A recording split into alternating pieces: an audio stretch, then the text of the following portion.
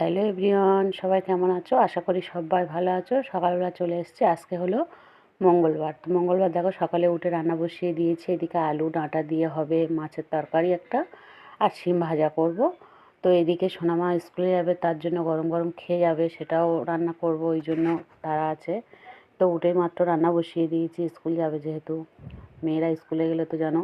তো রান্নাবান্না করে দেখো যে কটা পড়েছিল সব মেজে ঘষে পরিষ্কার করে ক্লিন করে নিয়েছি। এদিকে বিছানা তুলে সব কিছু তো কেচেও চলে এসেছে। যে যেখান থেকে ভিডিওটা দেখছো প্লিজ লাইক কমেন্ট করে পাশে থেকো, যাতে তোমার পরিবারে আমি যেতে পারি। ঠিক আছে, তো এইভাবে দেখো তারপরে সব কিছু ধুয়ে ধায়ে নিয়ে চলে এসেছি, জামা কাপড় ছাদে দিয়ে।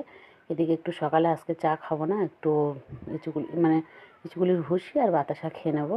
এদিকে সোনামাকে খাইয়ে দিচ্ছি, দেখো স্কুলে চলে যাবে, ওকে খাইয়ে দিলাম, দিয়ে চুল টুল বেঁধে দিলাম, দিয়ে চলে গেল। তো এইভাবে সকালটা কেটে গেল। সবাই পাশে থেকো, ঠিক আছে? টাটা।